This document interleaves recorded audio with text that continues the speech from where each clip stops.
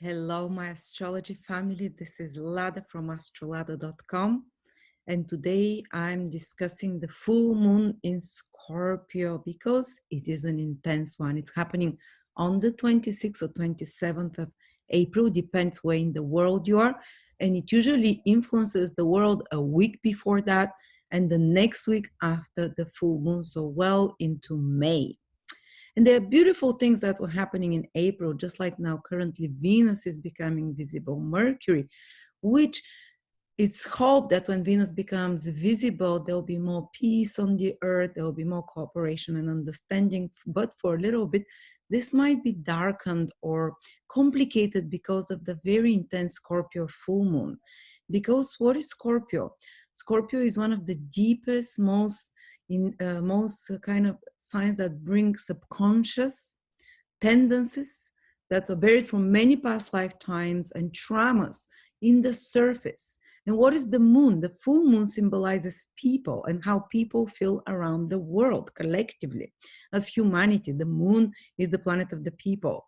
So you can imagine when there is a full moon, which is very intense moon, when the feelings are at the maximum, in the most intense sign that's connected to collective traumas of humanity, of the people, those subconscious fears, those subconscious anger that's buried for many incarnations starts rising. And not only is just the full moon, but it's a tense full moon, because look at that. This is where the full moon is happening in Scorpio, but it's going to be squared by Saturn. And it's going to be opposed, of course, by the sun, because that's when it's a full moon, by Uranus, by Venus, and Mercury. And there is very little help to this moon.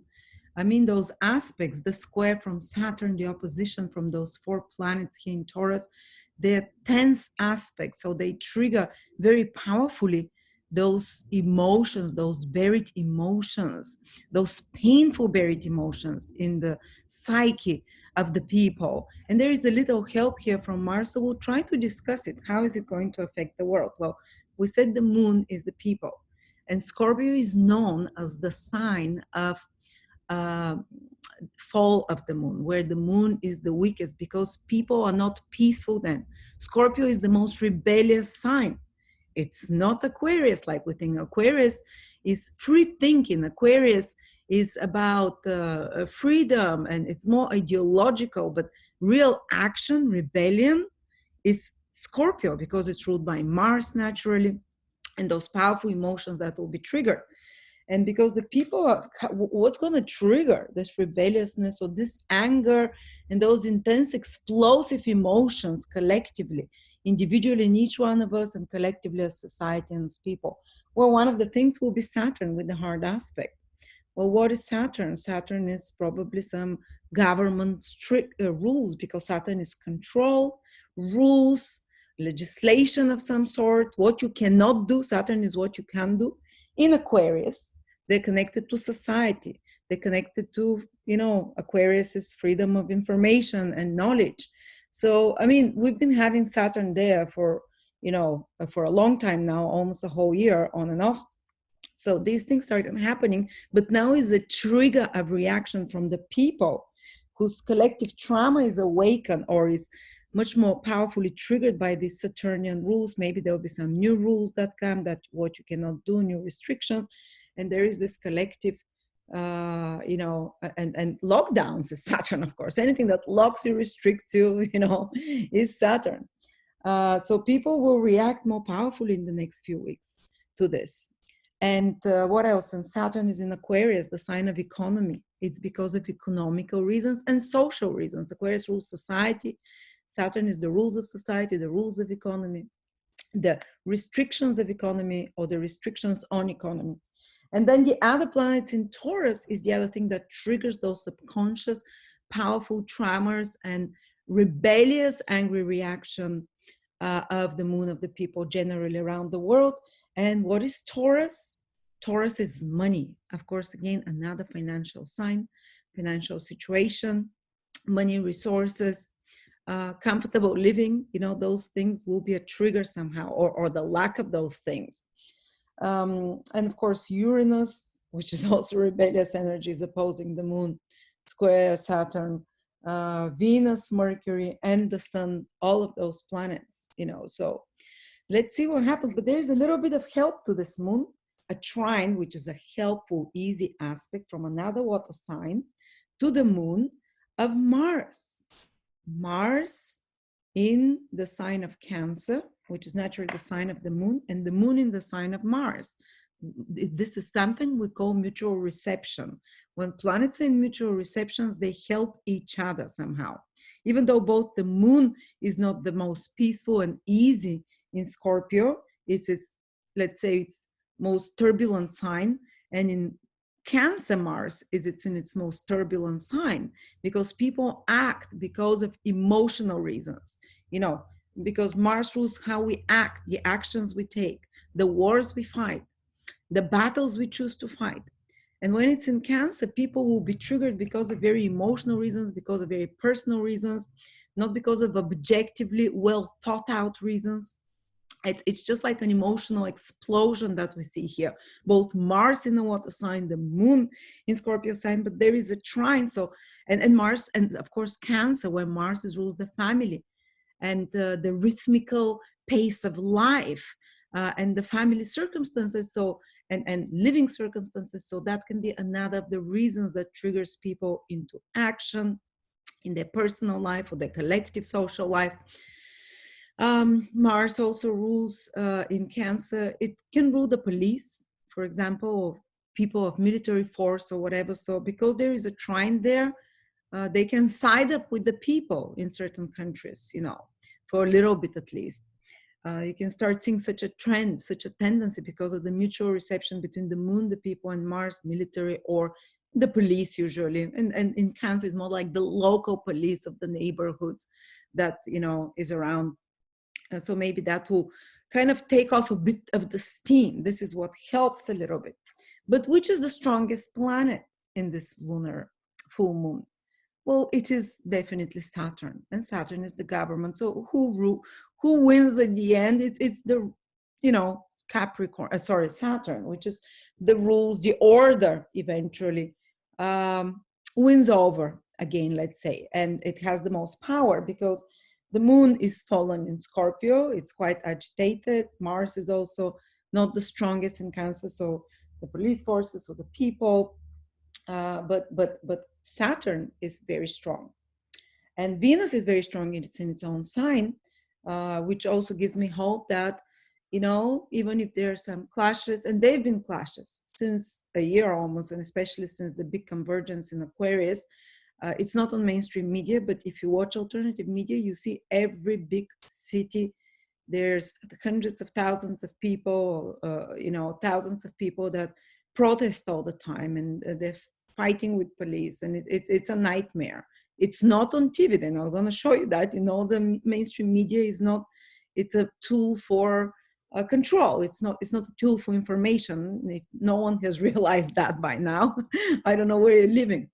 But if you're seeing the real news of the world that people are posting, you'll see it's been nonstop since the beginning of the year, since February, the big convergence in the planets of Aquarius, constant protest, and so on. But I think it might escalate now, that to the extent that even mainstream media might show some of the things that are happening. It might be for different reasons as well. I'm trying to read the chart. It's Taurus here.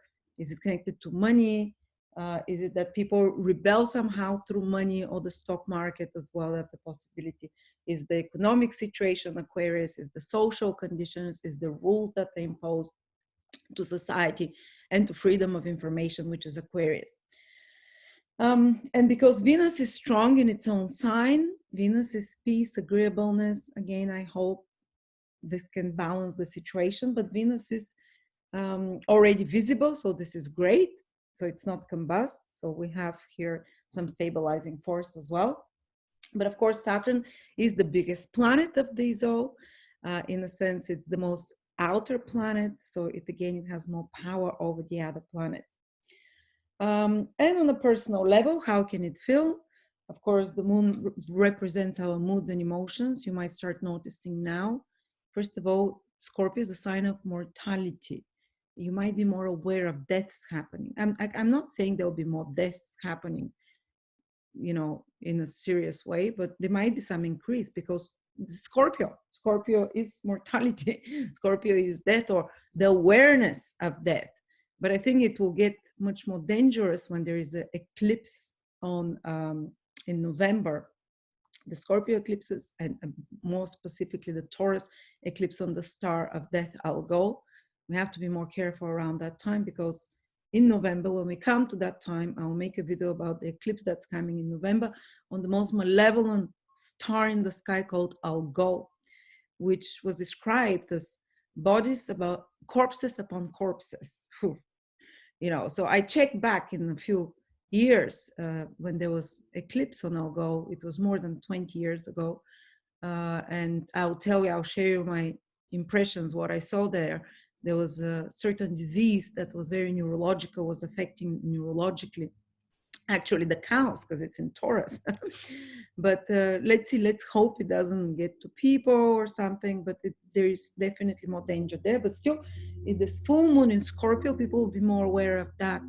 And you might notice more news about death or about such kind of a dreading topics like Scorpio, more apocalyptic, let's say. The mood can be more doom and gloom for a little bit, at least. You know, it's not constant. The Taurus energy is very strong, so more peaceful topics also around. But for a few days, even a week, even a couple of weeks, the Scorpio energy will be felt intensely. But on a more psychological level, it's not always physical death at all. Scorpio is the psychological death of certain processes within us, or certain areas of our life. That's why Scorpio full moons are amazing time to end something, because the full moon is when something has reached its full potential.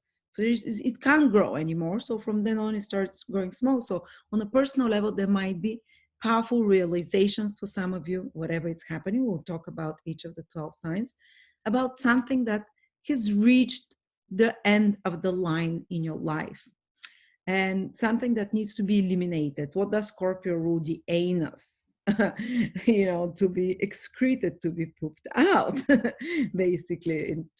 Excuse my vulgar language, but it's like bye-bye. There is just waste there, you know, and I'm not taking anything, you know, when the food has been, all the good has been taken out of the food, we leave it.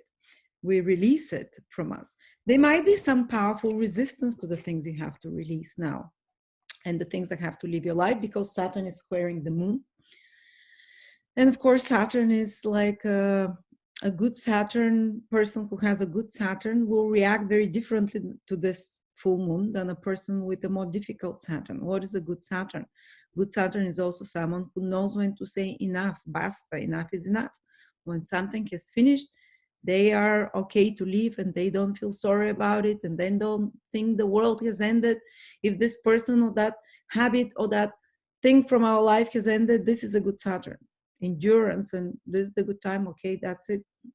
But a bad Saturn, when someone has a weaker Saturn in their horoscope, usually Saturn is weaker when it has hard aspects from Mars, or conjuncts with the Sun or the Moon. These are his three enemies. Doesn't matter, but you know what this kind of person you are. Is when then person puts a lot more resistance to the things that have to leave his life, almost like they become constipated. They have to excrete, but they're like, no, it's like, I need this. And there's no life after that. I'm not going to feel happy without it. I don't know what's beyond, you know, this kind of resistance can come. But something is coming to an end. And but the good side of Saturn is that you know that it's time to quit, because Saturn is the power to say no to something in your life that is no longer you, that is no longer valid, that feels dead in you, that does not give life to you. And unfortunately, we don't know until we know your personal horoscope which of those two people you are. Do you have a Saturn that easily releases things, or Saturn that you know, that releases things with a lot more resistance? So and how do you know if this full moon eclipse is going to affect you the strongest? Everyone will have the full moon, so it's not an eclipse, I'm sorry, this full moon in Scorpio. Everyone has the full moon somewhere.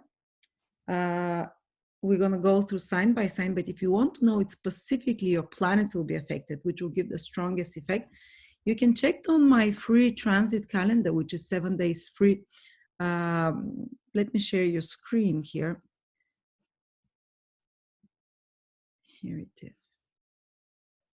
Google Chrome, share. Here it is. You go to my personal transit calendar.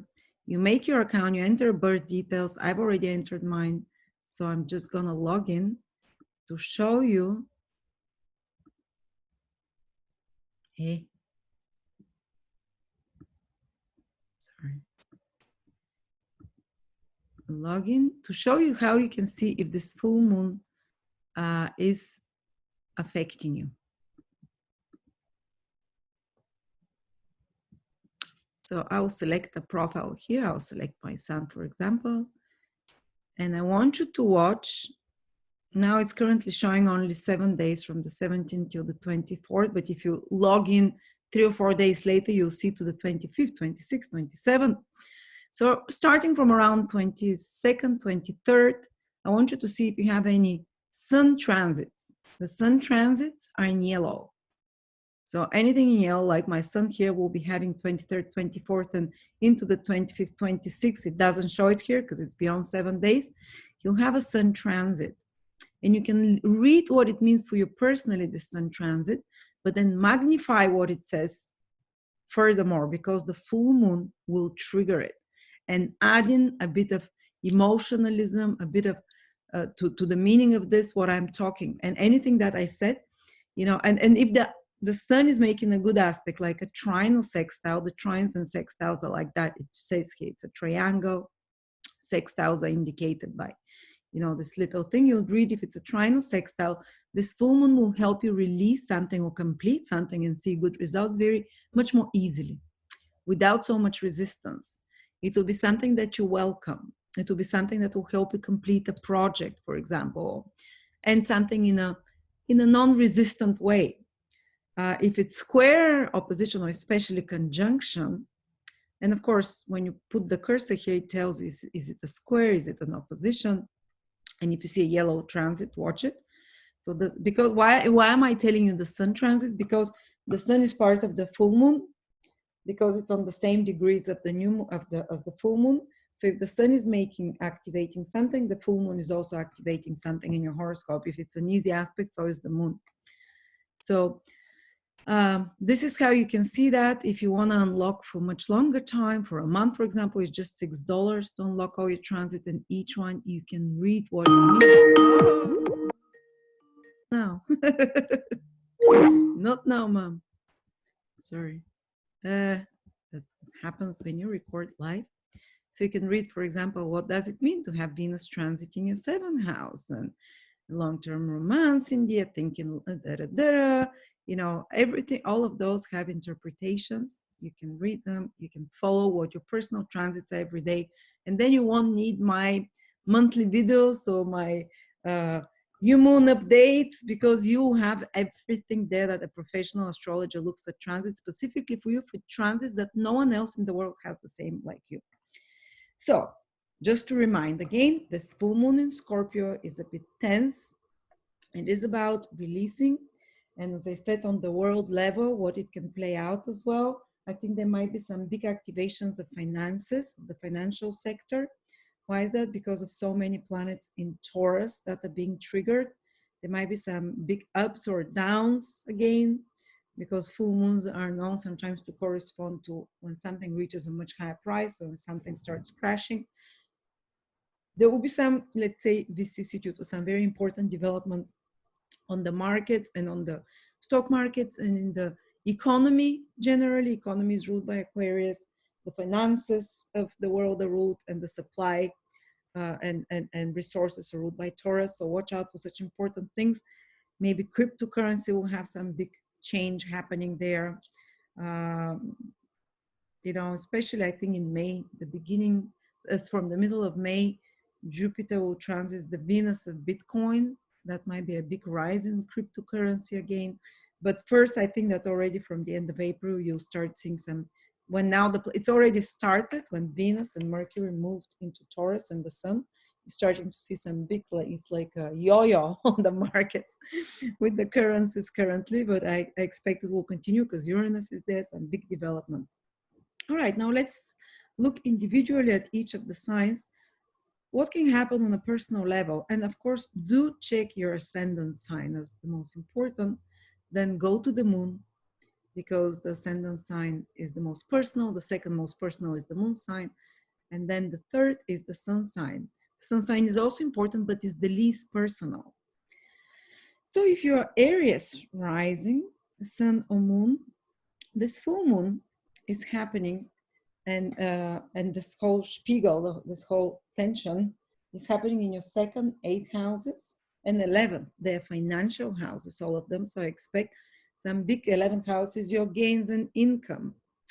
12th house is what you do with your saved money, your available cash. 8th house is resources from others, taxes, other people's money. So I'd expect activation in all of those areas. I would expect, of course, the focus can be on the full moon, some important developments there, which is your 8th house, which is taxes, completing taxes, seeing the results of taxes, or insurances, inheritances, some payoff from a lawsuit as well possible, or alimony if you're expecting.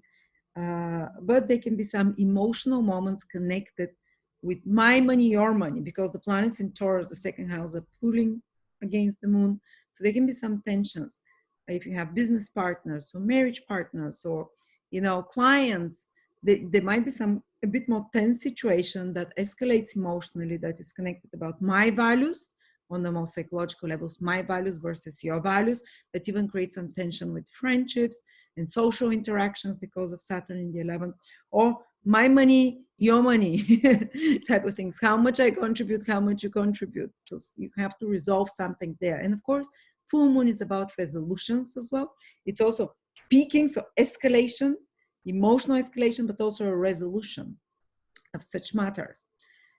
So I would advise you to be a little bit more cautious around finances, but I do see that there can be big payout as well, because the full moon is, for example, you might receive something from others that is owed to you, or that you didn't even expect. But that's where the tension and the focus is for you. And of course, 8th house on a deep psychological level is intimacy. And again, intimacy comes to how much do you think your values align, and how much do you think you can trust this person, because this person is investing in you as much as you're investing in them. So that's why 8th house, because 8th house is what other people's invest, in you or in the relationship. And so there can be some issues that escalate about intimacy, about secrets that can appear. 8th house is the full moon puts a spot on some secrets that appear, some sensitive, intimate secrets, not necessarily about sex always, that appear, that have to be resolved, that can make you take some final decision to end something, to complete something as well, that can make you more emotional. And also 8th house is big psychological transformations. They can be a big breakthrough psychologically, especially in some trauma that might have happened to you psychologically from the past, that is brought to your focus again, in your attention, and maybe some clarity comes there, some emotional understanding of it. And hopefully you're able to release it now, rather than become stuck on it furthermore by coming up to the surface.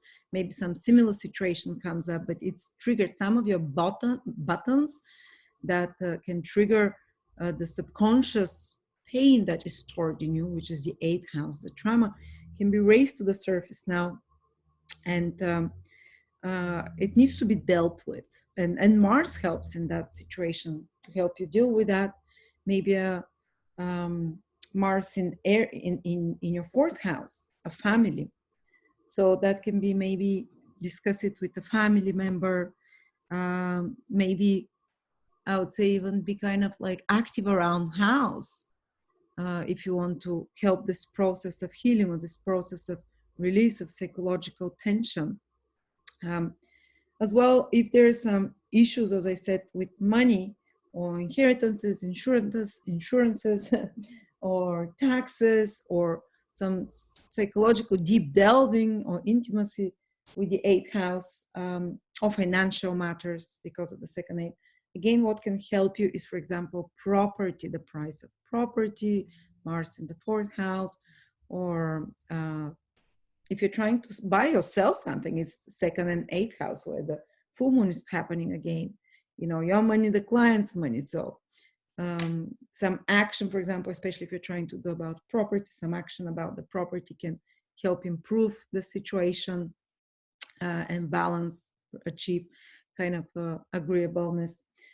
Or anything that's like Mars in the fourth house is maybe be physically active to move those stagnant feelings, because a lot of very deep emotions and feelings can come to the surface. And as I said, even they might be triggered by secrets.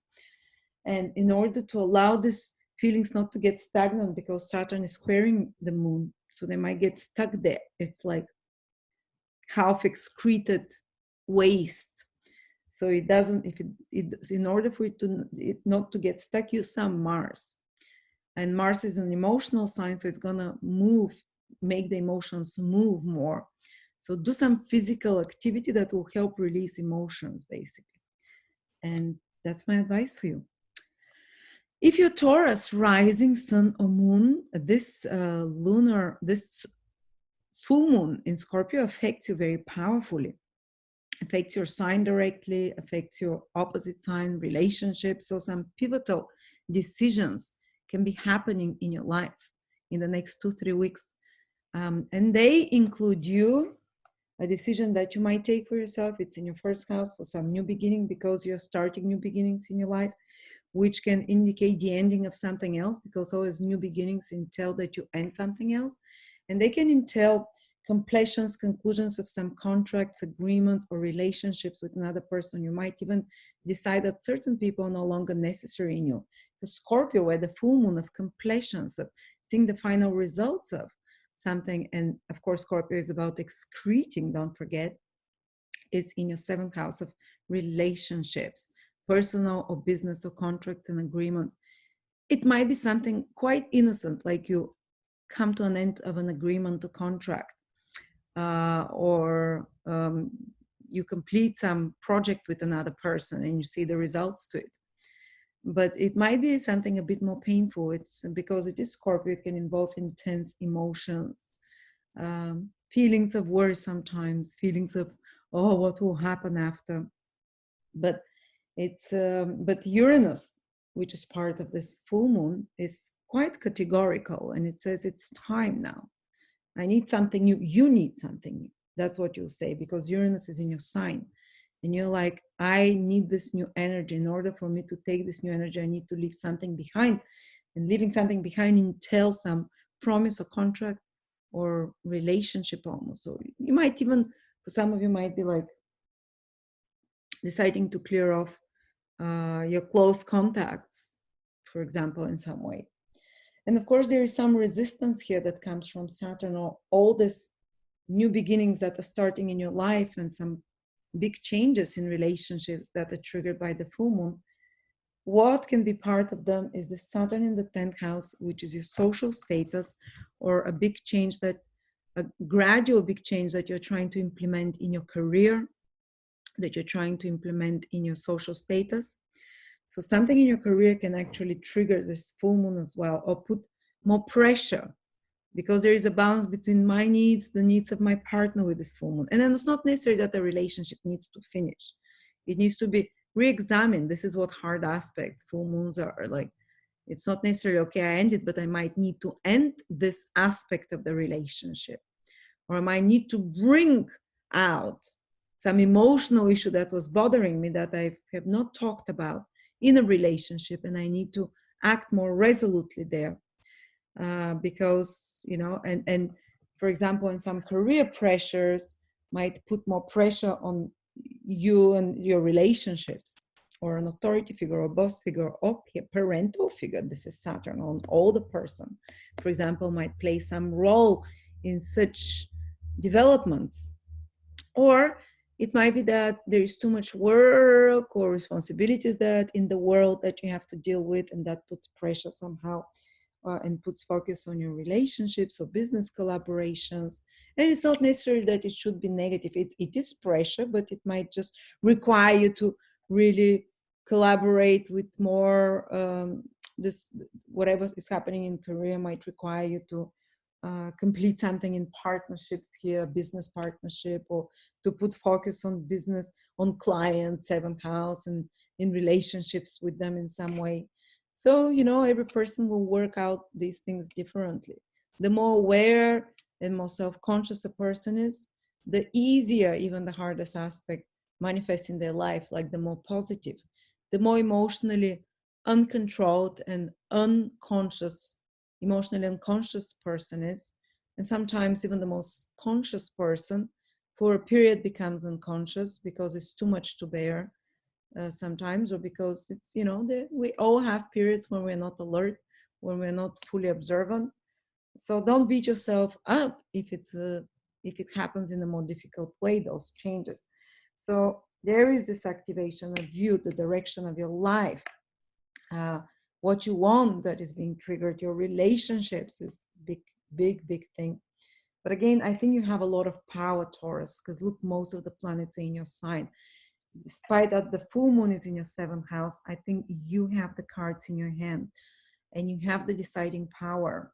And Venus, the planet that rules you, is in your sign as well. So I think you will be deciding because of relationships and because of important developments in your career that might be happening the end of April and the beginning of May.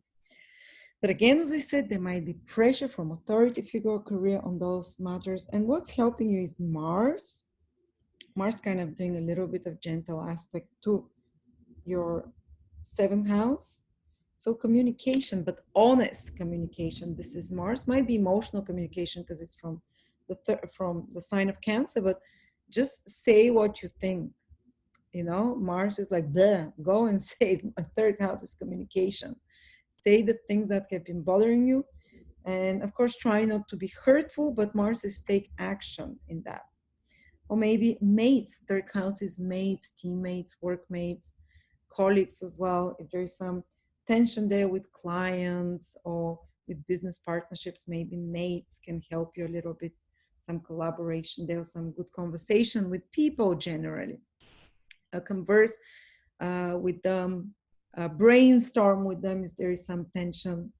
But there is kind of like, if you're being a bit more proactive in your communications, this can help some situation in relationships and in fulfilling your goals as well.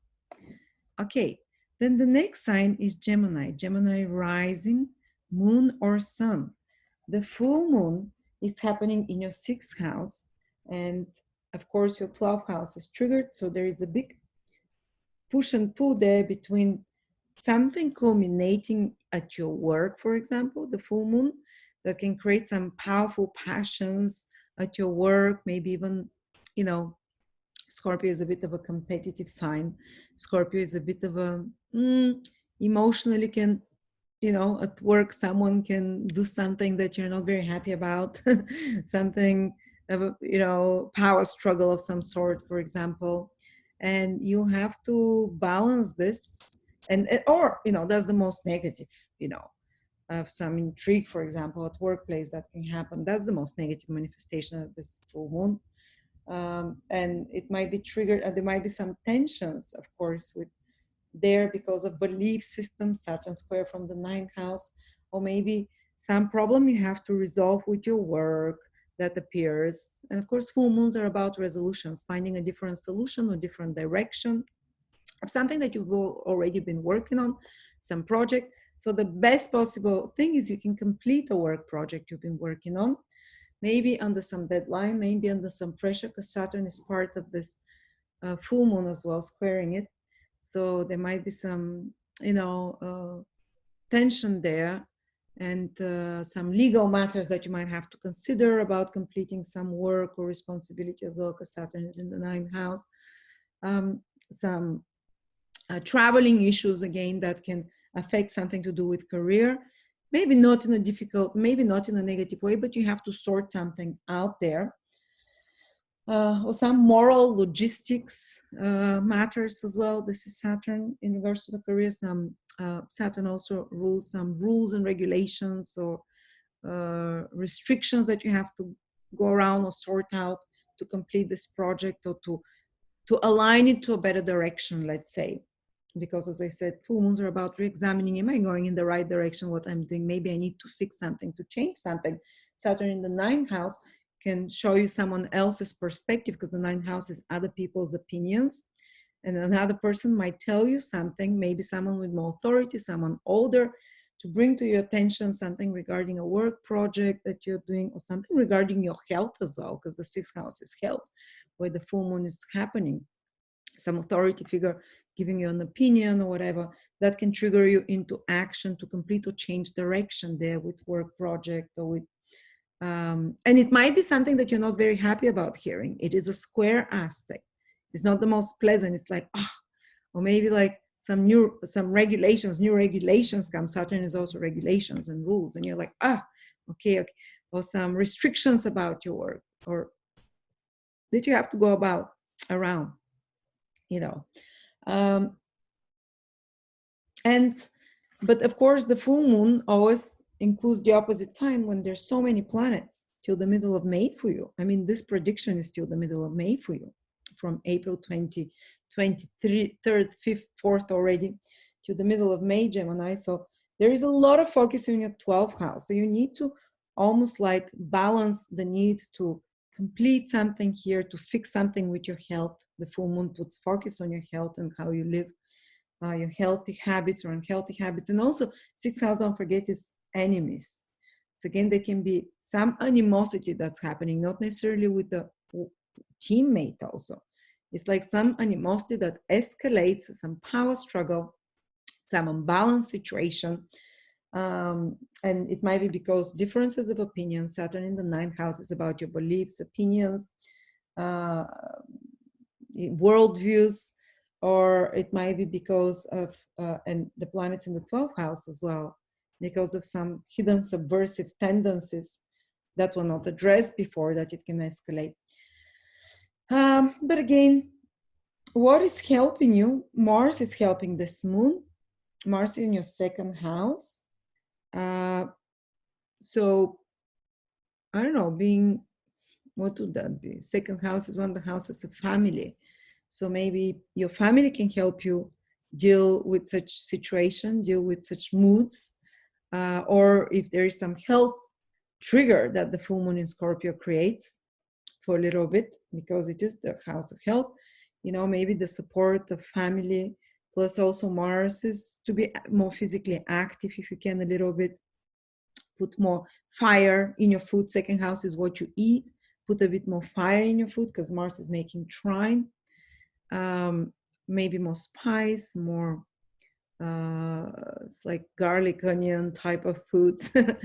And second house is the five senses. It was the five senses. So maybe watching more red color, dressing up in red is how you dress. The second house, being out in the sun a little bit as well can help this. And making some changes. Mars is to make changes, to act with your diet, second house. And on another level is that if you're completing some work project, what can stimulate you and help you is kind of more ambition. Mars is ambitious about more material security, or some opportunity that appears about financial opportunity can help you complete or change the direction of a work project that you're doing, of your work, your business, whatever. So some more material ambition, let's say, can be the trigger to make those changes there. And there is a strong influence on the 12th house, as we said, so there can be this push and pull between, I want to rest and take it easy, because this is the 12th house. I just want to melt with the sofa and watch Netflix. Or I just want to be nature, Taurus, and just want to sunbathe there and eat cherries or whatever. Or I just want to get drunk. This is the lower manifestation of 12th house, and escape reality. Plus, I have to complete something here. I have to take care of my health. I need to relax and take it easy, or do more spiritual activities and escape this material responsibility. But there is something here you're completing and seeing the results of, which is very practical, material, of tangible value as well. So you need to balance for a little bit, especially around the days of the full moon, those themes. Okay, so if you're Cancer, Sun, Moon, or rising Sun or Moon, then this full moon is happening in your 5th house, which puts a lot of passionate tension or a lot of passionate focus on your love life. They can be the escalation of a romantic relationship. Full moons is about something that is ready to take the next step up, but it's something that has already started. There's some focus on your romantic relationship here. If you're romantically involved with someone, if you're not, if you're married, again, this is romantic. And it might be the trigger to this romantic focus might be a little bit painful because Saturn is involved, because you realize something is not part of your romantic life, is not as it should be, because Saturn always helps us find what's not working well. And that escalates you to make some changes, because Uranus wants to make changes, because it's also part of the full moon in your romantic life. And in some extreme cases, for some of you, very few probably, but it might be that you end the romantic partnership. You've seen that it's reached its fullest potential. Full moon, it can go furthermore. And you have an emotional reaction, Scorpio, in you, or some traumas are triggered through your romantic love life or partner. And you kind of, in extreme cases, you might, because of that, end the romantic relationship. Or it can end because it's, it's can no longer grow. Or if it's not ending, for most of you, it might be like you just want to put more passionate intention on your romantic relationships, and it can escalate into a more emotional situation there with your lover, boyfriend, husband, wife. And one of the things that triggers it might be Saturn from the 8th house, of course, is 8th house is mutual finances and resources. So you have to be one of the things that triggers, romantic matters, or intimacy, matters of intimacy that you want to discuss, some kind of, if there is dissatisfaction with your intimate and sexual life, for example, this can trigger it as well. That you want to discuss not even discuss, it just escalates emotionally in this full moon. And hopefully there can be a correction. That's what hard aspects are about. Something's not working, or something, you become aware of what needs to be corrected, then you correct it or you end it. So hopefully you can take the relationship to the next level, romantically speaking. Or it can be, but another thing, Uranus in the 12th house, the sun and, sorry, not in the 12th, in your 11th house. It might be friends that can activate in some way and trigger, or your social connections, or your social affiliations that can trigger some kind of a need to discuss something in the romantic relationship. It might be because of friends, or it might be because of your social life together, or it might be because of your world views about society and the world, which is the 11th house again. But there is an interesting push and pull here, and you have to consider it on both energies, that one wants you to go out and play the 5th house, to have romantic love, especially more intimate and intense, because it is Scorpio after all, more romantic emotional connection with, with partner. Or if it's not about partnerships, it's about creativity, to get in touch with your creative side. For some of you, this full moon can indicate you're completing a creative project. You're seeing the final results of it. And there might be under pressure a little bit because of Saturn. Some, you have to deadline, or maybe some obstacles that you have to remove there. Or it might be that you, let's say some, sorry, my train of thought, I lost it. Or that you need to correct something into that you become aware of into some creative project that you're doing, or if you have your own business, it's also connected to the 5th house. So something that you see that it puts you under pressure there, or you need to change a little bit creatively, or remove some, even release some creative project, or some pursuit, some enjoyable, pleasurable pursuit, which is the fifth house, which is no longer serving you. That can be, some of you can be the release of something that you thought brought you pleasure, that you thought brought you joy and life, but it's, you feel like it's dead now, or it's no longer, you can't squeeze out of it anything anymore. And it can help you, this full moon, say enough is enough of this. It's actually taking the joy out of my life. It's not adding more. Fifth house is also children. The full moon can put focus for 2-3 weeks on children, especially around the full moon. You can notice, some of you, that something important like a change in the life of a child of yours, or if you want to get pregnant, I don't know, it's a bit tense aspects here, but again, it can activate. Fifth house is also, what else is creative projects, children, joy of life. I think we mentioned almost everything. And you have to balance this desire here to be original and creative, and to focus on such matters with the 11th house is what society demands from you, and your goals, your socio-economic goals. Fifth house is the things we do for fun. The 11th house is the things that we have to do to contribute to society. That's why it rules our salary that we receive. That's why, so you might have to balance romantic matters or creative matters with matters regarding the money that you have, the income that you have coming. So if you're working on some creative projects or doing a business of some sort, which is fifth house, you might have to resolve something connected to finances and resources with your income here. And eighth house also is one of the houses of income, partnership income as well. So yes, these are the topics that will be quite potent there. But also your social life will be very active. Your social life plus, so this is a way you can combine both. Do something fun in social with friends. Even though there is an opposition, there might be tension, but it will take it out from this energy, from the more negative manifestation of this. Or balance it out, spend some time with boyfriend, but also with friends or girlfriend, Also make sure you find time to have fun and go out, fifth house, while at the same time continuing to fulfill your social responsibilities in the 11th house. So gains, earnings, long-term plans and goals is, which are a bit usually more serious things, the 11th house, something that you're planning for the long term that is good for you. While fifth house is something that's a bit more about instant gratification. This is following your joy, following your inspiration versus following what society thinks is right for you. So you might have a little bit here of a power struggle. You might feel at some moments that you suddenly receive some inspiration, that you, like an impulse, and you feel emotionally, I have to do this now.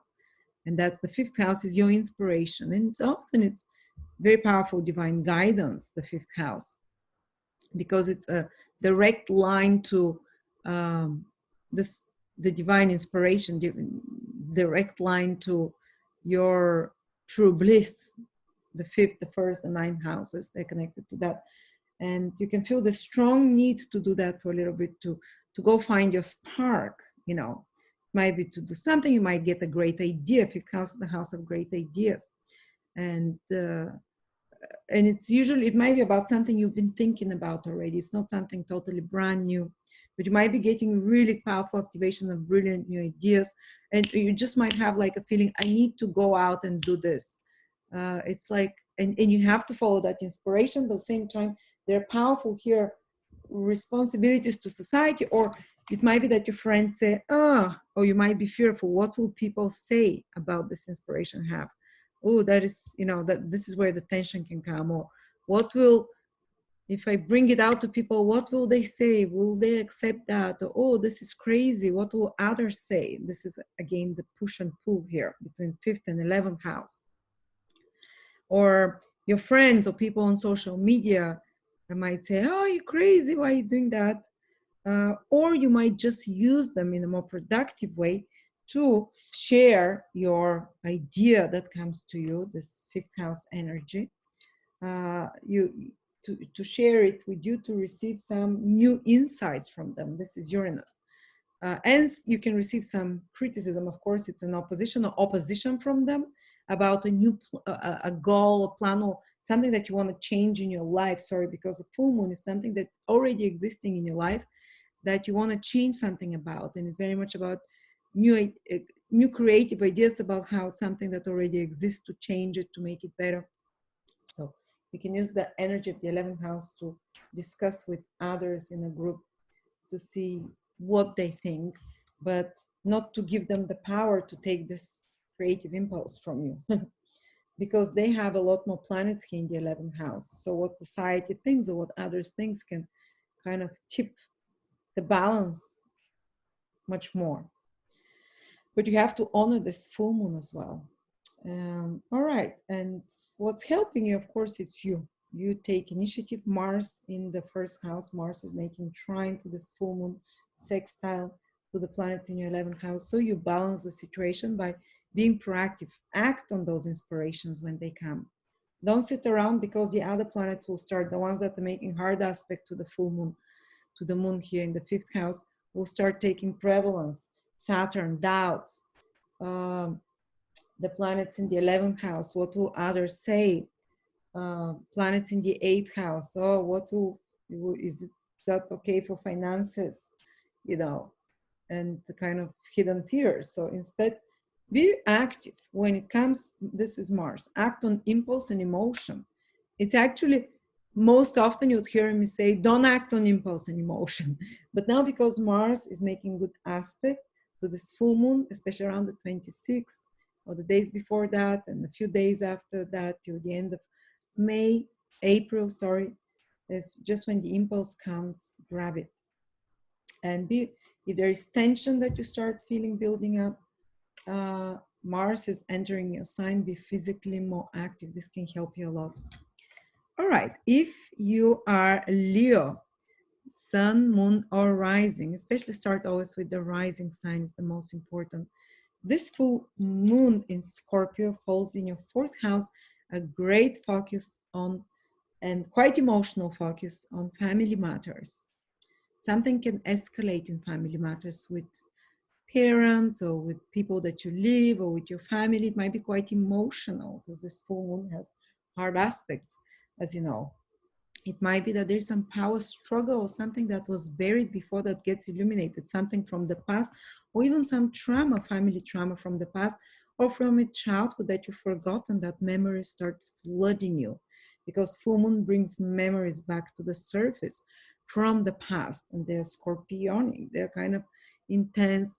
And that can be a great time to resolve some family trauma for the next 2-3 weeks, or early childhood trauma that you can become aware of. Even work with a psychologist, work with a past life regressionist. You can discover something. Funny enough, I have a past life regression to discover where my phobias of claustrophobia are coming and some other things. Just 2 days before the full moon, but as I said, the full moon starts acting before that. So if you have something, you might use this full moon to dig into the past with a quick session.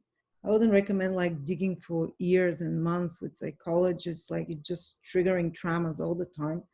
But the quick sessions, and of course, Mars is making trine quick. You can, and even if you're not going to a psychologist, something can be illuminated. You can receive some answer about an emotional matter that stems to family karma or repeating patterns of your family that have put you in a stuck cycle, and even impacting somehow your relationships, because this full moon activates also Saturn, or let's say Saturn activates the full moon in your 7th house of relationships. Or actually even the need to improve something in relationship might trigger it to explore past lifetime family or buried emotions, to think about the past. Maybe because there's some blockages with your business partnership, or blockages with communicating with others on one-on-one, or blockages in your personal relationship, or blockages in finding a partnership, or blockages or some pain in an existing relationship that you're in, that trigger into this deep self-introspection into the past. Maybe even examining relationship with mother, father, family patterns, and so on. And I think they can be deeply healing this full moon for you, but by triggering some very uncomfortable topics. And they can be some kind of, breakthrough. But also on a negative scale, it can create, how it can play out is power struggles with family, intense family situation. You're getting emotional, for example, you overreact emotionally with family, because the moon is not the most contained. It's quite intense. Oh, sorry. When it's of course I'm Leo, so I'm obsessed with hair. My moon is in Leo, so I had to do that. What helps you, and again, Mars from the 12th house is helping you resolve such issues, is digging, or almost like in your dreams you can receive some answers. 12th house is dreams.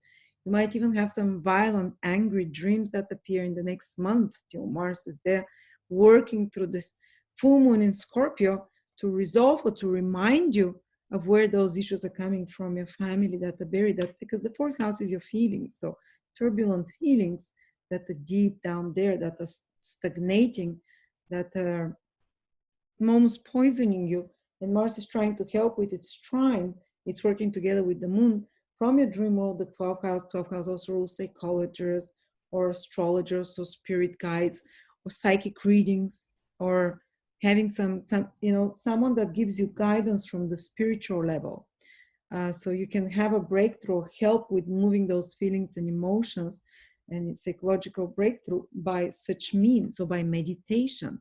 But because it's Mars, it's more active meditation, maybe like Tai Chi, maybe like Kundalini Yoga, or maybe by even just being physical, it can release feelings and emotions that are stored. But maybe do like less physical exercise, like swimming or something like that. Or in your dreams, as I said, or with work with psychology or something. But also the 4th house indicates property, place of living. It can come to a culmination. You might be wrapping up something. Full moon is seeing completion, seeing something moon, seeing the results. If you've been working on home project, family project with family, a real estate project, selling, buying, you can see results now triggering. Full moons trigger it. They might be a little bit tense because Saturn is making square. Maybe if you're selling or buying property, there might be something here that you need to change a little bit direction, maybe need to change a little bit more the property or whatever, because buyers or sellers are giving you some difficult rules or some obstacles. Saturn, or some bureaucratic paper. Saturn is rules, regulations, law, administrative staff. So anything to do with property might encounter some snag from partners, or you might want, like you say, enough of partners. Let me complete first my word. From partnerships, or from sellers, buyers, the 7th house Saturn, from regulators, rules, laws that has to be overcome. But of course, square aspect doesn't mean you cannot do it. It means there'll be something that you need to, that might stress you, that you need to work through. But again, it pushes you into doing those things, rather than, hopefully it will not discourage you. But it can put like extra work or extra tension. Or it can be, for example, that you want some change, because full moons are about you seeing, okay, this is how it is emotionally. I don't think I'm okay anymore. I want to change something in the family or place of living. And it's not necessarily I want to, because full moons are also, I want to let go of people, especially full moon in Scorpio. It can be, okay, my family, this extended members of my family or members of family are being toxic. Scorpio is toxic. So some of you might have the more intense thing, that toxic or transformational, Some of you might have this more intense things like, this member of my family is toxic. I have to remove myself from here. I need to stop that communication. It might escalate. And of course, Saturn in the 7th house is relationship. Maybe a marriage partner can trigger that. Maybe a realization of how family is affecting your marriage life or relationships. or there can be pressure that you just feel on your family life from partner or from a business partnership, or pressure that comes from, partner, mother. There's some possible clash there around this full moon. But again, all of those things want to trigger some kind of healing of your psyche, this full moon. Some kind of moving of feelings that need to happen, some releasing of feelings. This is full moon. Releasing of feelings and emotional attitudes. And of course, there is a big focus here on your 10th house as well. So it's a big month for you, Leos. The 10th house is your status. So what can activate those changes or tensions in family might not be just relationships, or the family can instigate family members' tensions in relationships, but also, for example, you might be very busy with work or social responsibilities, the 10th house, your career, with making things happen out in the world. So you need to find a way to balance both home matters that come up that you have to deal with, and a lot of focus here on doing something with home. For example, we're basically wrapping up the house, and I'm building a home, I'm decorating a home. So there is escalation here, maybe some problems to overcome around that, a lot of hard work to do around it, but also have a lot of work, world responsibility. So you have to balance work with family life, because it can create tension in you. For example, like the universe demands your attention on home, but you have too much responsibility. Or the universe demands your attention at work or career, but you have some emotional problem happening at home that you have to sort out, or complete, or wrap up something, or fix, or end.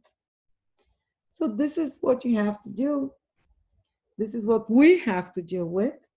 It's very pivotal month for us. You see, all our angular houses are triggered. So important events around the full moon, and even 2 weeks after that with our career, renewal of career and goals and stuff.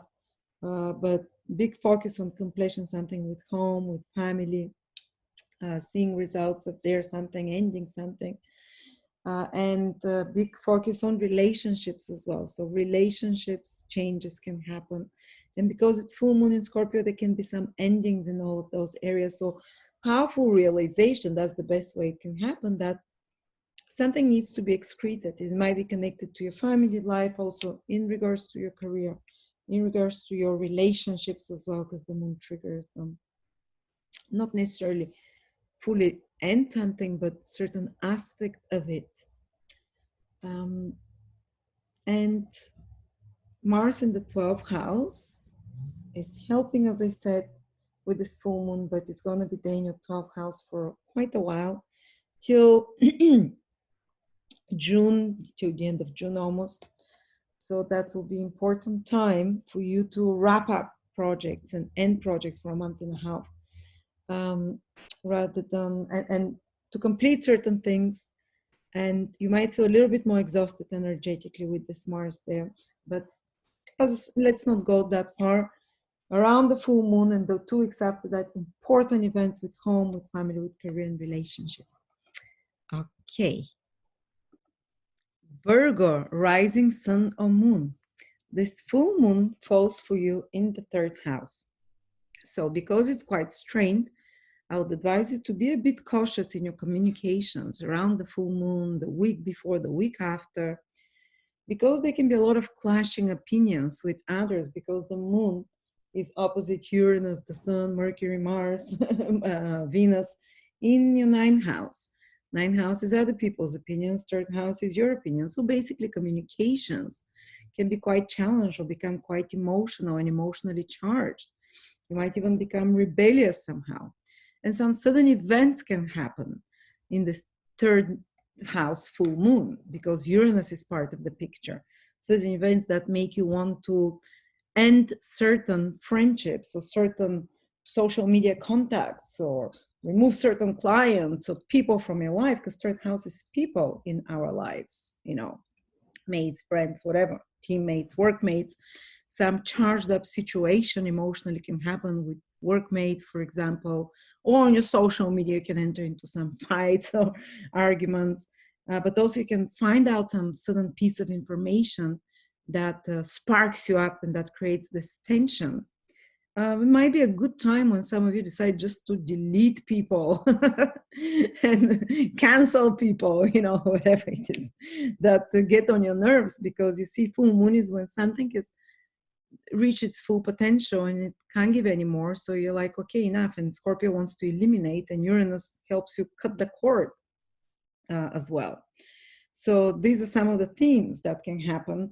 And of course, you have Saturn square in your 6th house, which can, again, Saturn is the workplace, your work environment. That can create some tensions here with communications.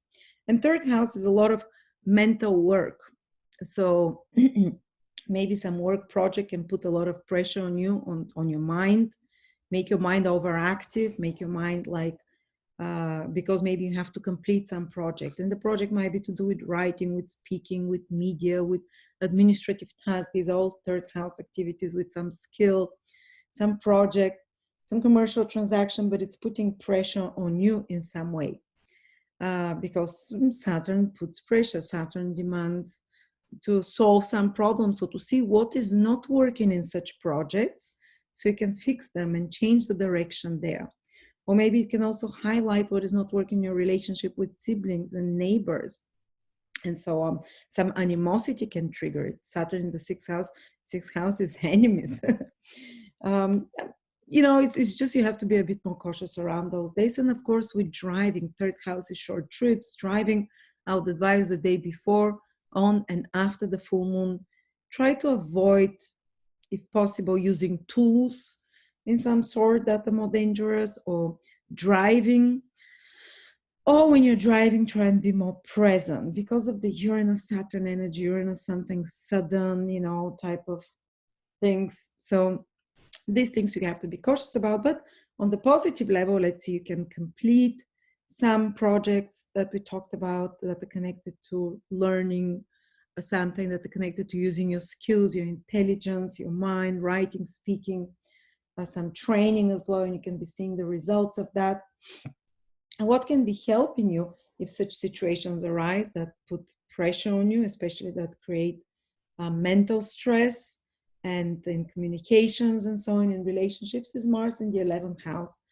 Maybe 11th house is friends, so maybe a friend can help. This is Mars making a trine to the moon. Maybe what helps you complete and plow through some complications that might arise in some project, especially mental project or project that requires skills and communications, is motivation that comes to you because of gains and earnings, because the 11th house is salary, money, gains, earnings as well. Economic motivation that spurs you to solve those issues. On another level, you see there is a lot of focus also on your 9th house, the end of April and a big part of May. So there is a lot of focus on maybe traveling as well. But try not to do it around the full moon because of the tense aspect. But there will be some opportunities for long distance traveling, of some educational, let's say, endeavor that you begin, because the planets in Taurus are beginning something new for you. And that will be good to take on. Despite of the tense aspect, it will be good for you. So I'd advise you for the opportunity to learn something, to travel, to study appears, to expand your knowledge, to read something inspirational, take it. And something illuminating can come. Some brilliant idea can come to you with this 9th house trigger for you, because it is part of the full moon as well. And Uranus is there like Eureka. You suddenly have an answer of a question that before you tried to solve from one perspective, and now you get like a different perspective because you discuss it with other people, because you see another perspective, or because you get some inspiration, almost like a download, sudden download of inspiration. And it's like, wow, I now see it from, it's like suddenly you realize how to solve that because the 9th house gives this ability to see a situation from a higher perspective. And you need to balance during this full moon this, much more mundane activities of the full moon in the third house, because third house deals with, your daily matters, goings on and about, daily activities, mental activities that you have. Maybe you might be especially interested in passion, and because Scorpio, where the third house is with the full moon, passions can arise because of social media. You're reading something, watching the news can create a state of fear sometimes in you because of the Scorpio energy, even trigger some traumas in you. So again, you need to balance that with a higher perspective, with a higher, just withdraw yourself from the media, from the immediateness, from the mundaneness or the factuality of that news, which is the third house, and pull out into the higher perspective of the bigger picture by reading maybe more inspirational materials or videos or podcasts that instead of focusing on what the facts are, only tries to see it from a higher perspective and piece it together. All right. So there we go. This is for you, Virgo. Let's see what is happening with Libra. Libra, sun, moon, or rising. There is a full moon in your second house that is quite tense. So I'd advise you to be cautious with financial decisions around the few days before the full moon, after the full moon. Something sudden can happen, some sudden onset because of Uranus. And Uranus is again in another financial house, other people's resources. And Saturn in the fifth house of speculation, creative projects. So what is advisable, especially when it comes to financial matters, don't be too, I would say, reckless around this time. Maybe some expenses might appear as well about something that's already been put in action that you have to utilize, that you have to somehow work around. But also, full moon in the second house about completing, because full moon is to complete some financial endeavor, or even to see what about your approach towards money and resources is not working, and to correct that attitude.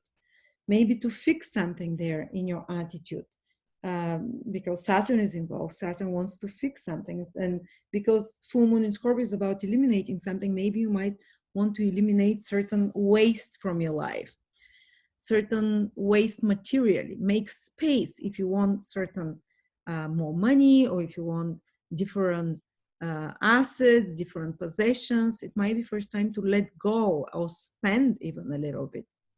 Because if you keep everything that you have, you don't make space for something new materially there. So it might be even to overcome the fear to lose some source of income or some source of financial stability for you, which has run out its relevancy in your life, which has run out its ability to create and to give you material, financial, and psychological comfort as well, because the sign is Scorpio.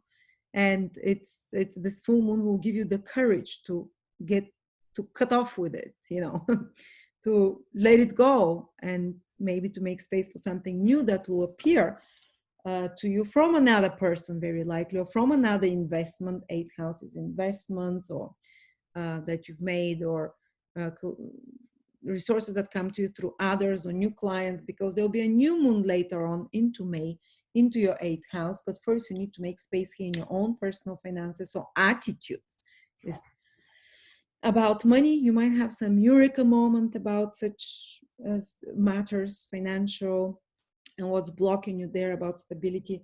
On a more material level, you might see the results of certain investments that you've made now. But because it's tense, I'm worried it might be more destabilizing for some of you. Saturn, Uranus involved there. So some changes they have to. Oh, my husband's Libra rising. I have to tell him to, with our finances, to be a bit more cautious. But of course, you might see that something goes down, but something new will come up towards May, as a financial opportunity. Also, there can be some tension or power struggles about your values and other people's values. Second house is what you consider valuable. Eighth house is what your partner or other people around you consider valuable. So that creates some tension there, some power struggle, escalation of emotions. But it's people, especially if in stock market or investments, this will be pivotal time for you. Finances, resources, something will take a turn and change, and you have to change and adapt with it. And you can see results of it. On another level, there is some secretive situation or information that is kind of explosive can come to the surface. Uranus, secret, eighth house or Uranus, something suddenly, which can make you change your moods, not only the moods, but the second house is family plans as well, and it's your current security, financially, usually materially, that because of certain information that emerges on news, which was hidden till now, secretive, that pushes towards some changes here. And on a material level, it will be good if you can, for example, eliminate clothes or things that you don't need. And it's funny because that's what we'll be doing most of May, because we're preparing to leave the house, and my husband needs to sort out all his belonging and possessions and old clothes and old toys, and this all second house things. So he'll put a lot of focus here and let go of them, because we need to have the house clean and everything. So I hope it's this one. Even I'm never fully sure. So it's to eliminate. No, full moon is eliminate, let go of something, see also the results of something. What is helping you is Mars in Cancer. It's helping this full moon. So it's helping you with financial decisions, increased ambition in career, or maybe some authority figure like a father figure or a boss figure can help you with financial situations. Or some 10th house is someone with experience. And because it's Mars, maybe someone youthful, younger, more ambitious, but who can give you like an expertise advice in regards to finances. So listen more, especially around the full moon and a bit after, to such experts, let's say, to help stabilize the situation there. If there is a power struggle between you and your partner about finances, second house, eighth house, a power struggle around finances, then you have to be a bit more, what can dissolve it a little bit, diving into work, into responsibilities, for example, career, Mars in the 10th house. But there can be some power struggle here, push and pull between my values, your values, my resources, your resources, how much I contribute, how much you contribute, and so on. And of course, Saturn from your fourth house is making, from your fifth house is making a square. So children can, some expenses can come because of children, or because of your romantic life, or because of desire to have fun, or because of some creative project, or because of some investment, long-term investment, not long-term, speculative investment of some sort. So here again, for people that have speculative investments, they have to find a way to balance it out, because it's a little bit tense, and so on. So let me see what can play out into my values, your values as well. Second, eighth house is again matters around children, about having fun, about your romantic life. So these are some issues you might have to address as well. So it is tense around that time, but the full moon feels only for a couple of weeks. But there can be some big changes here happening financially, some big completions in such matters, or an eighth house is taxes. There might be something that's triggering finances. My husband is doing our taxes right now, so he's definitely all immersed in the second house and this eighth house. Eighth house is mutual finances and resources. Something can appear suddenly that will bring, new opportunities as well. You might have to say goodbye to certain money that you have, but you might find a new way out through taxes or through mutual finances and resources later into the month with the new moon in the eighth house. And of course, this Mars in your 10th house will keep you very busy with worldly responsibilities and duties and taking initiative and action as the head or leader of something. It might be the head of your family, sorting out matters there, or it might be the head of a business or at work, and it might be authority figures that are more demand, that are martial like that, or if you don't have a boss, you might have to deal with other authority figures, police or whatever that. But thankfully Mars is doing a lot of good aspects from there, so I don't think it will be so bad. But you might have to deal with such authorities and so on for some time, for a month and a half after that. But you can get a lot done with your career into May and into June because of the proactive nature of Mars in the 10th house, even if it's stressful. All right, if you are Scorpio, this full moon affects you the strongest, especially, of course, if you're in the first, I would say 10, 12 degrees of Scorpio, sun, moon, rising. It's happening at around 7 degrees in Scorpio, but especially the first decade, the first 10, 15 degrees will feel very strong. Later Scorpio as well, there is a full moon in your sign. This is when you see, when you're given to re-examine something that you started before, might have been in the last 6 to 18 months, and see, is it going in the right direction? What do I need to correct there? And it will happen maybe a little bit like a surprise, because Uranus triggers it. Something suddenly changes, a bit of a shock. Maybe someone else, your partner, some big change in their life happens. Uranus, or in relationship or partnerships or business collaboration, or in some kind of contract, which will start to make you re-examine, you know, how do what I'm doing, is it giving the right results? Some initiative that you started before with your life, with yourself, is it the right thing? And you need to correct something. Saturn is squaring as well. You need to correct something in your action there. But it also means there can be tension between you and partner. They can escalate to make you quite emotionally intense, quite emotionally powerful, emotionally reactive. Some trauma can be triggered because of that. And again, so there can be some sudden shifts and changes in your personal life because of partnerships, in partnerships as well. And it's not necessarily just personal partnership, business contract agreements, clients. So you have to be more cautious a little bit there. And in your family life, because Saturn from the 4th house is also squaring. So this month, I would say a week before the full moon and till the middle of May, basically is a month where Scorpios will have some of the biggest changes this year in their life. It involves them, the direction they're taking, even their appearance. You might decide to change something, or even seeing the results of something you've been doing. So completing some project, ending some project, and it might have good results. You know, it's not necessarily that it's bad, it's just because it's stressful aspect to this moon that it creates some tension to you psychologically, emotionally, or that they push you to complete something. And again, full moon in your sign, something might be ending, coming to an end in your life. And this thing that you end in your life, you can complete something, will make space for new people to come in your life, new opportunities through others, because there will be a new moon in your 7th house a few weeks after that. So, you know, don't be so stubborn there, holding on to things that you have to let go of. But also family responsibility can put pressure on you. Saturn from the 4th house squaring you, Scorpio, the moon there, and squaring your 7th house, which is relationships. So it can feel a little bit more tense in the family life as well.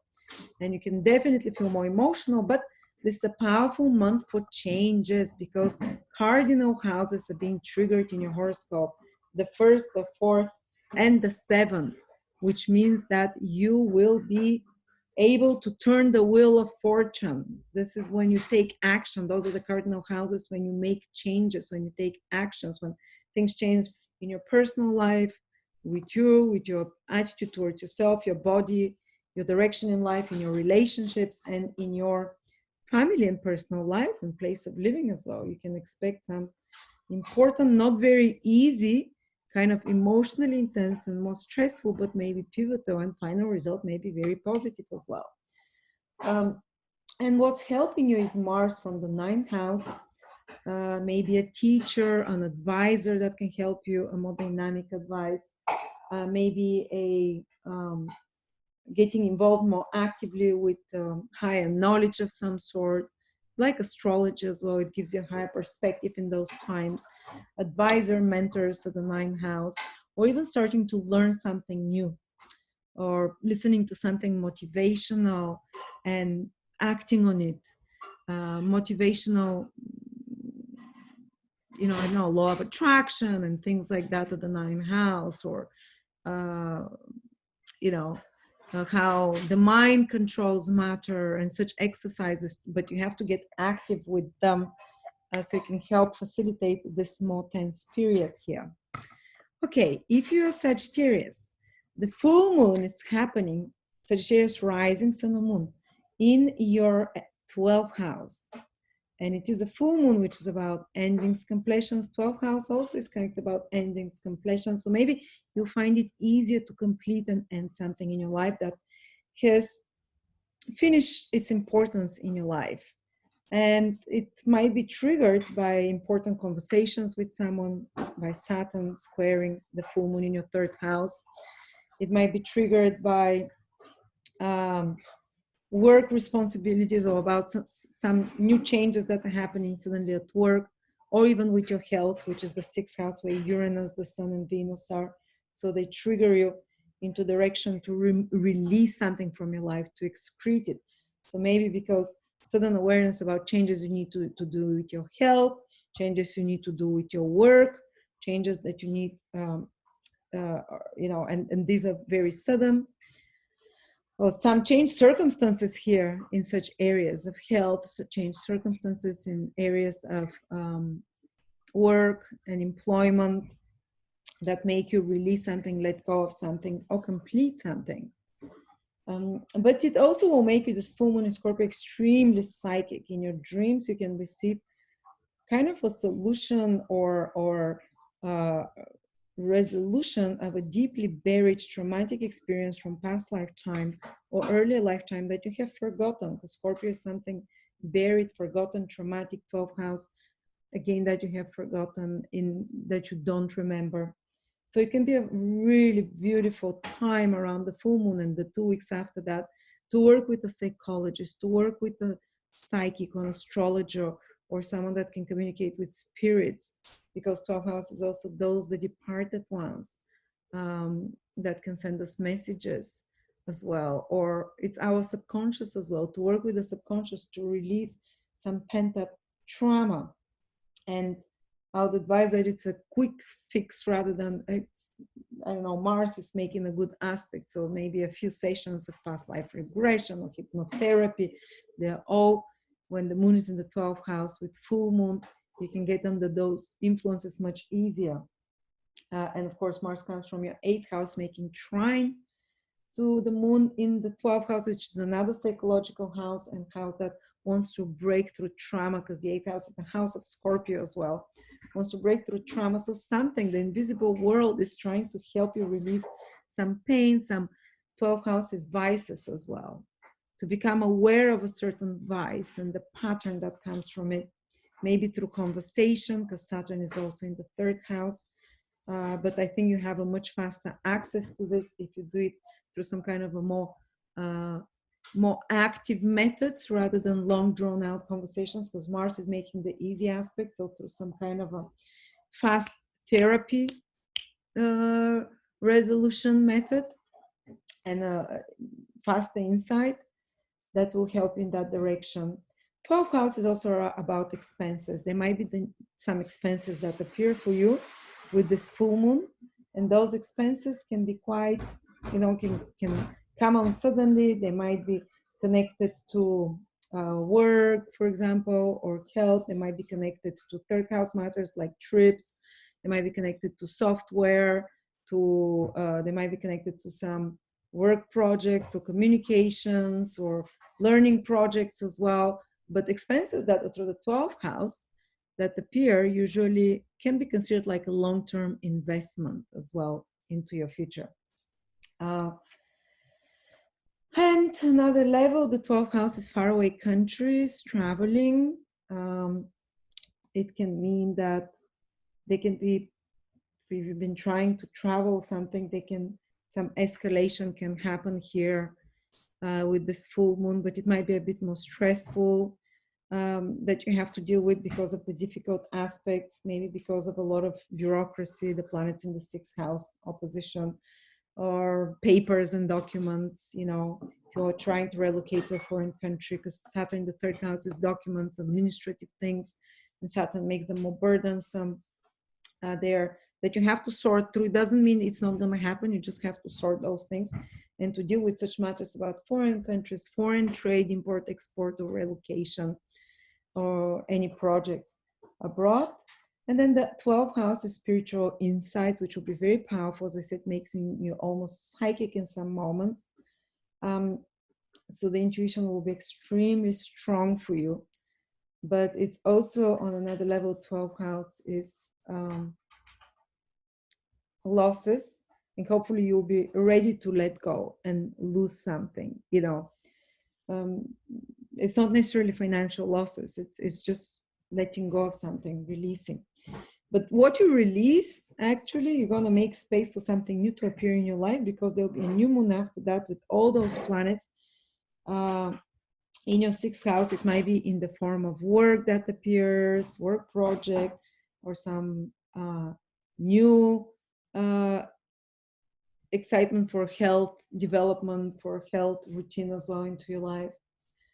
Let's see, but you have to be a bit careful that your subconscious feelings don't overpower you, because they'll be so strong that those subconscious, almost like you've carried with past lifetimes. You as Sagittarius carried a monster in your 12th house, Scorpio, in your buried subconscious. You're happy-go-lucky, but you carry kind of like a bit more darker things in your subconscious that will get strongly illuminated, but you'll get understanding about those things, because the full moon illuminates and you get intuitive understanding about such matters. And but it can create some tensions with people, these more emotional, psychological issues that you'll go through for a few days, like power struggles with people in your daily environment. Saturn in the 3rd house is people in your everyday life, whether it's your friends, mates, people on social media, and so on, in your communications with others. Okay. So what's helping you again is maybe diving into astrology, into the occult, Mars in the 8th house, maybe support from another person. The 8th house is if you actively seek support from another person. 8th house is their resources, their emotional, psychological support. 8th house is psychologists, astrologists, people that can go in the subconscious as well. But some dirt is coming to the surface and you can release it or complete something. Okay, so if you're Capricorn, Sun, Moon, or Rising, the full moon is happening in your 11th house, and there will be a lot of focus on completing some socio-economic goal that you have, probably, maybe which you started before, maybe some earnings or gains goals or project that you've been working on. And it might put you under pressure, it can stress you out a bit, or it can show you what in some long-term goal or dream of yours, which is the 11th house that you're working on, that you've been working on, is not correct, and it needs, or it's not perfect and it's need to be corrected, because Saturn is squaring it, and Saturn is about correcting something. Saturn is correcting this full moon, so you might be like, okay, this long-term goal, something is wrong, maybe I'll just let go of this dream or long-term goal or this aspect of it. So you might release such a thing fully or correct it somehow, and the correction might be because of financial reasons. Saturn in the 11th, in the 2nd house of money, or because of your self-worth and priorities are changing, and because of that your long-term goals needs to shift as well. Or you might just complete something that some income and gains that you've been working on, they might come to you with this full moon, but under some kind of change circumstances, because Uranus is part of the picture, or a bit more stressful circumstances, under some more escalated circumstances. Also, the 11th house is your friendships. They can escalate because of uh, you it gets emotional there because of maybe your opinions of what's happening in the world and society, because Scorpio is quite intense, and you as Capricorn have Scorpio in the 11th house, so you have quite intense views about society, about what's happening in the world, and you get very emotional about it with this full moon now. And and that can clash with others, create tensions. Your values about that with lost my train of thought there. Also, you might need to, so some on another level, you might remove some friendships from your life, or some acquaintances, or someone from your social network, whether online or personally, or from your personal one that you meet like face to face, because the 11th house is friends and social media and contacts with others. And it can mean that there is escalation there, and you might realize, okay, I don't need such people, and Scorpio wants to excrete, I'll remove them, you know, or I'll just have to change my attitude and relationship with these people. It's not working out like that.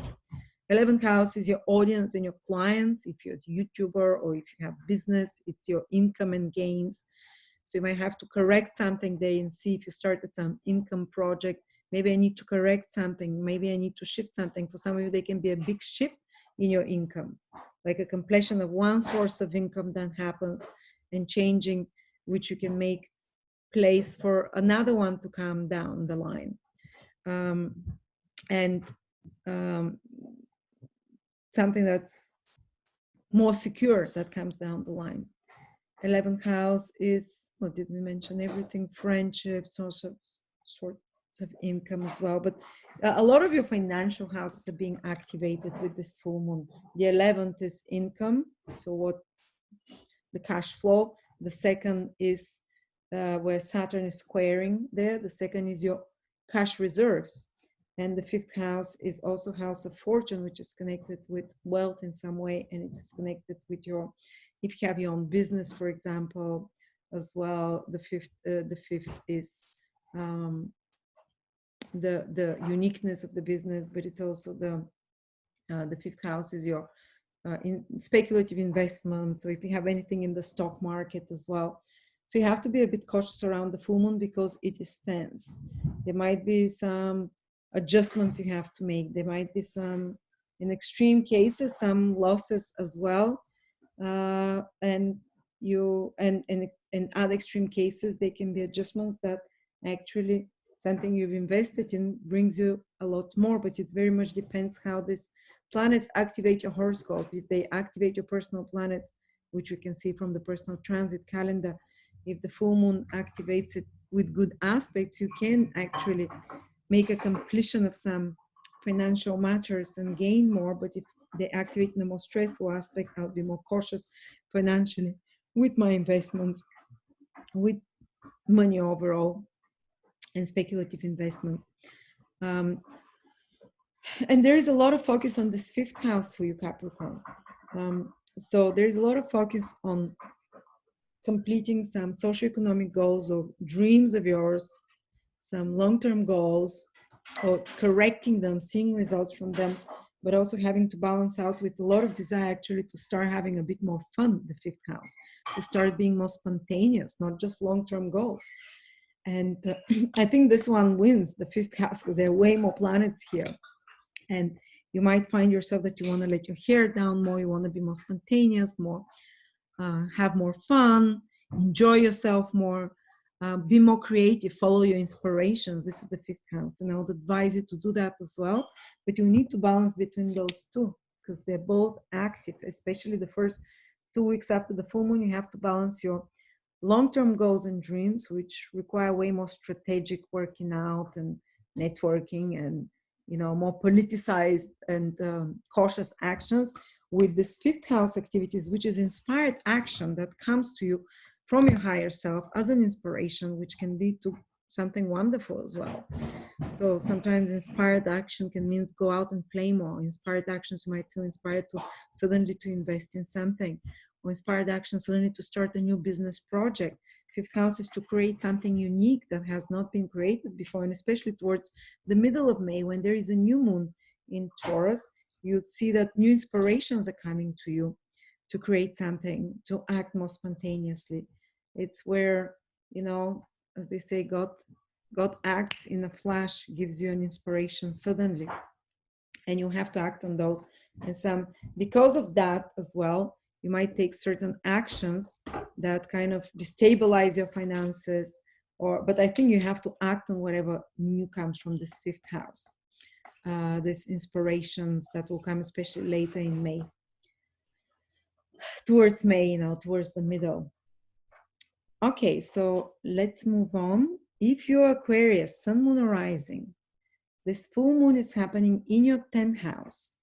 You can get quite intense and emotional about your career, about the direction of your career, social status, and there might be even some tension there, power struggle possible because of the hard aspect to this full moon with authority figures, whether it's police, whether it's bosses, whether it's father figures, whether it's parents. It's the moon after all. And I'm an Aquarius, so that's very possible.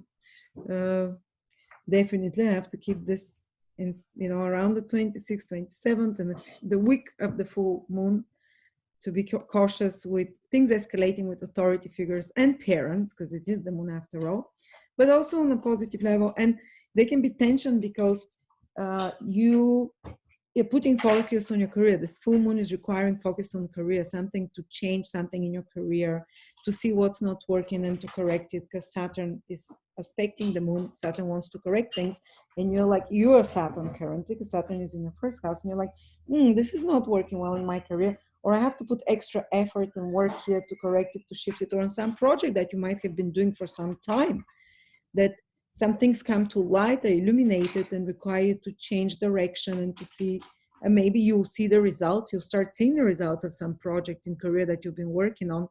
But again, it will create some tension in you emotionally, psychologically, because of the hard aspect. It can create some obstacles that have to be solved. Even you might put some of the obstacles because you say, oh, I don't like how this is going, so I need to fix it. It's not to perfection, to this. I don't like that, so you need to change something in your career or in your projects there with your career, in the direction there with authority figures and institutions. But you can still see good results. It's a full moon after all. It gives you the results of something, or you can start seeing, if you've been working on something, and start seeing some tangible results. Or in worst case scenario, most extreme, it's not worse. You might eliminate a career. You might eliminate, or a boss might leave your life, or you might decide to change your attitude towards authority figures. Something might make a big shift through some power struggle first, through too much intense feeling there. Or your attitude to government might need some adjustment and changing there, and will undergo some transformation, but also some very intense emotional reaction to you. And some attitude and your attitude towards your career can be shifting as well, or to some career project, as I said. There might be sudden changes that are triggering your career, bosses, authority figures, and your social status, and sudden changes triggering your family and life. Some big shifts there. Very fast moving space, because Uranus is in the 4th house. So I would say from the end of April till almost the end of May, because this 4th house will be activated very strongly, you'll be dealing a lot with, especially the beginning of May, the end of April, with career matters that put a lot of focus those 2 weeks, and some changes there, some busy activity. And what helps you again is Mars. What helps you is Mars is working hard from the 6th house. Doing some healthy adjustments to your routines as well, which can help you. What can help you is employees as well. If you have employees, what can help you is changing, because Mars also likes to change the efficiency of your work processes, just doing much more work more efficiently. But you have to compromise a lot around this full moon and the few weeks after that between family responsibilities and fast changing family environment and circumstances, and new things that appear, and career and worldly responsibilities and duties, and pressure on you because Saturn is here. You're also changing tremendously this year in the long term, and Saturn is exerting the most power on those planets. So because you're changing yourself, because you're the most powerful planet in this full moon, you're Saturn, because you're changing yourself in a strong way, you're gonna very likely make some changes with career, with family life, personal life, emotional life, and for some of you might be even the ending of some career project or career of some sort. Or if you've been trying to find a job, you've been putting the efforts, it might be the combination and seeing the results of that. But around the full moon, be careful about clashes with authority, police, such kind of, if you have important things to do with authority figures around that time, be cautious because the energies are too tense. Maybe allow them to unfold more easily after that. But again, important things that can turn out great in all those areas: your personal health, your personal direction in life, your career, your family, and of course can happen, but with some tensions like power struggles in family or with authority figures and parents and so on.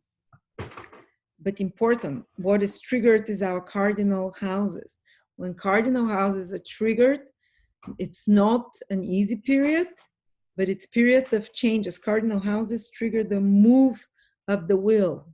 The wheel of fortune spins, but it's square wheel, so it shakes the cart. That's how I like to describe it. But things are not going to stay the same. It's going to be powerful for you. All right, and especially Aquarians that are in the first February, January born Aquarians, and Aquarians that the first 5 days of February, and Aquarians that as well sun or ascendant or moon in the first 12, 13 degrees. They'll feel those changes the most, that really turn things around for them, pivotal. Okay, if you are Pisces, now we're coming to the last sign, Pisces, rising sun or moon, this full moon is happening in your 9th house. Actually, you're one of the signs that it has the most auspicious influence on. And even though it's a hard full moon, but it might be some kind of a, aha moment spiritually. 9th house is very spiritual, like a realization of seeing what was the purpose of something that happened. What was the purpose of something that's already happened, something that maybe was traumatic for you. And now putting the pieces together and seeing it from a higher perspective and realizing why it happened. And that instills more faith in you and in the universe, in the conscious universe, basically, and in the conscious divine plan for you. So some kind of a higher perspective that comes to it from a teacher or from something inspirational you hear or listen can take you out of the mundane, or can take you out of the forest, so you can see from the trees from above and you can see the path, and you can have like a illumination of a sort and clarity about some topic. But it's not going to happen in the most, it might be triggered in some kind of a bit more stressful way, because in sudden way, Uranus is part of this full moon, might be triggered by opinions that are expressed, that, and even some clash with others, because 3rd and 9th house are involved in this full moon, and these are your opinions versus others' opinions. So there can be tension and power struggles about communications, and especially about your beliefs. Your beliefs can clash with the beliefs of others, and that can escalate to you wanting to remove certain people that are dragging you down, acquaintances or whatever, or that you want to shift your attitude towards them, and that you can suddenly cut cords with them and remove them from your life, basically. But there can be definitely tensions between and power struggles with opinions, with beliefs systems, but this can trigger you This can lead you to a powerful realization that is very empowering and that is very, that makes you see the higher perspective. And when this happens, even the most painful experiences, the pain, you don't feel it the same way. So on another level, there can be this push and pull between third and ninth house during this full moon. And that is the full moon wanting to push you into this higher state of consciousness, into this higher perspective and beliefs, into higher knowledge, while the stellium in the third house is demanding your attention on mundane levels, on dealing with daily tasks and activities. You know, doing your work responsibilities, doing your schedule, what you have on your list, to-do list, for example, the daily meetings you have, the things, the errands you have to run. It's all third house activities, or just the humdrum of the daily mind, the news that happens, the social media. So you have to balance this distractions of the daily life, the internal conversation, the social media, the news, with the information, with the higher knowledge of the full moon, this almost intuitive knowledge of Scorpio that comes. And you have to honor your truth, because the full moon in Scorpio demands that you honor this truth. And actually other people can, but you also have to pay attention. You cannot fully discard this third house, which is other people's opinions. And they can play a pivotal role in you shifting your perspective as well. So kind of brainstorming with others can help you give you a higher perspective on matters, because they'll trigger a different perspective on you. And you have to be a bit more careful though if you're doing some travels, because this full moon triggers the third house and ninth house of long and short distance travels, especially around the full moon. Try to avoid it 2-3 days before, 2-3 days after. It's just too many tense aspects there, because it might not be long distance, short distance, any type of travel. Try to be more cautious around the full moon with it. Try to be more cautious with communications with others, unless you want them to escalate. You can feel so passionate about your beliefs during this full moon again. You can even have power struggles with father figures and teachers because of it, because it's in the ninth house. But also ninth house is the house of higher knowledge, studies. Some of you might be completing some studies. Some of you might be getting deeper knowledge about something you've been learning about, deeper realizations that might be triggered by some difficult thought process or event, but deeper realizations is the ninth house full moon.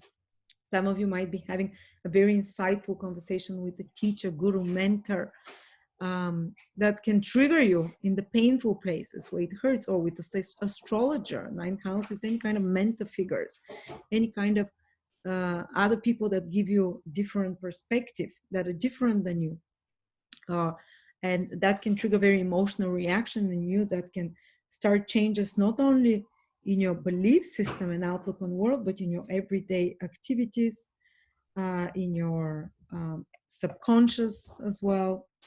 And ninth house is about releasing, letting go. You might be ending some teaching projects, or wrapping up some teaching projects, or putting final touches, or seeing the result of some teaching, or import, export of foreign, anything you do with a foreign person, or some legal matters connected to law, whether it's legalizing of residence, legalizing of something. You might see final results of it, or you might see what else needs to be done and do some actions there, correct something, or complete such matters.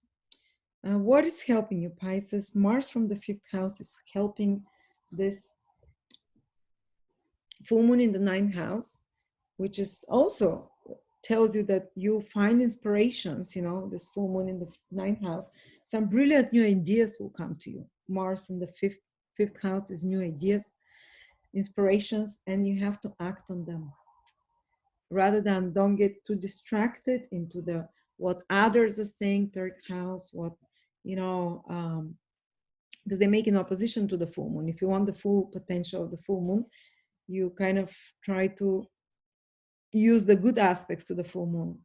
So act on some inspiration that can come to you fast, rather than get distracted by what does the media say, what do people say. You can discuss with them to see a different perspective, but the important thing is Mars, act on your inspirations. And also maybe if there is too much tension, go out and play and have some fun, do some sports. Mars in the 5th house is sports activity. So go out and paint the town, have a bit more wild fun. Go out on a romantic date. This can help you. If there is anything tense that's happening in communication, in your daily activities, you know, because with 3rd house, and some very surprising information can come to you.